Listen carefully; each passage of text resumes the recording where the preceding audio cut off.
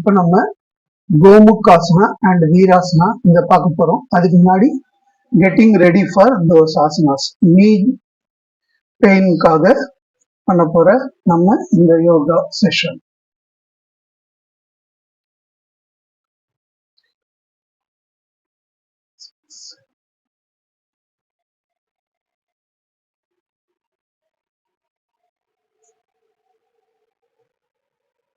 ரெண்டு பக்கமும் clockwise and anti clockwise பண்ணிட்டோம். 1 2 3 ஃப்ரண்ட் பேக் 10 டைம்ஸ் பண்ணிட்ட பிறகு காலை மடிச்சு வச்சுக்கோங்க. செக் 1 2 3 4 5 6 7 8 9 10. அடுத்தது இந்த leg rotation 1 2 3 4 5 6 7 8 9 10 anti clock wise. அதுக்கு பிறகு இது ரெண்டு கையிலையும் முட்டியை பிடிச்சிக்கோங்க.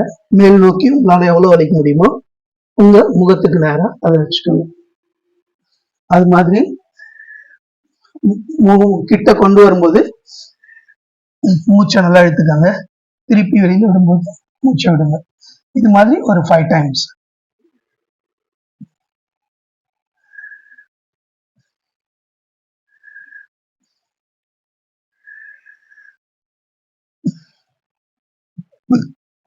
ஆப்போசிட்ல அதே மாதிரி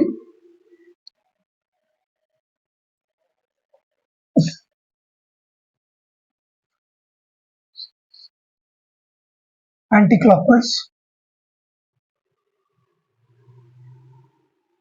ஃப்ரண்ட் அண்ட் பேக்.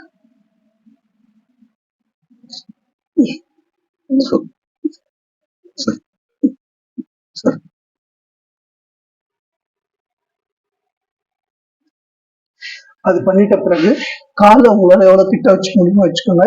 பட்டர்ஃப்ளை மாதிரி பண்ணணும்.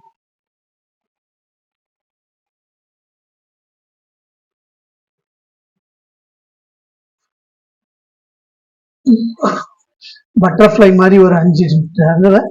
அதுக்கு பிறகு ரெண்டு காலையும் சேர்த்து ஒரு 5 டைம்ஸ். இப்போ நம்ம வீராசனா பொசிஷன்ல உட்கார போறோம்.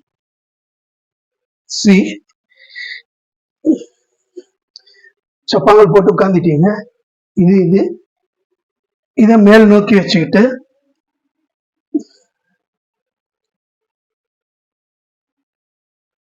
இதுதான் வீராசனா பொசிஷன்.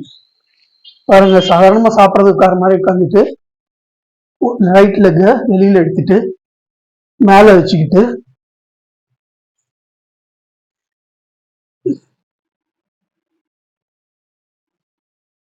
இப்படியும் பண்ணலாம்.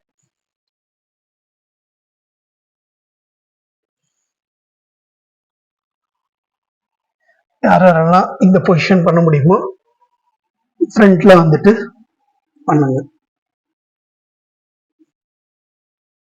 இது கம்ஃபர்டபுள் பொசிஷன். இது கொஞ்சம் லிஃப்ட் பண்ணி முட்டில நிக்கிற மாதிரி நிக்கிற பொசிஷன். இது வீராசனா. அடுத்தது கோமுகாசனா. கோமுகாசனா என்னன்னா இந்த கைய பின்னோக்கி கொண்டு போறது. அதுக்கு முன்னாடி வஜ்ராசனத்துல உட்காந்துட்டு கையை பின்னோக்கி கொண்டு போறோம். நான் திரும்பி பண்ணி காமிக்கிறேன், உங்க கையை பிடிக்கிறது தெரியும். இப்படி இது கோமுகாசனம். ஒவ்வொரு ஆசனம் பண்ணும்போதும் கைய வந்துட்டு இது பண்ணிக்கோங்க, மூச்சை நல்லா இழுத்து விட்டுக்கோங்க. அதே மாதிரி ஒவ்வொரு ஆசனம் பண்ணும்போதும் மூச்சை நல்லா இழுத்துக்கணும். கையை எப்படி எடுக்கிறதுன்னு காமிச்சேன். இது கோமுகாசனம்.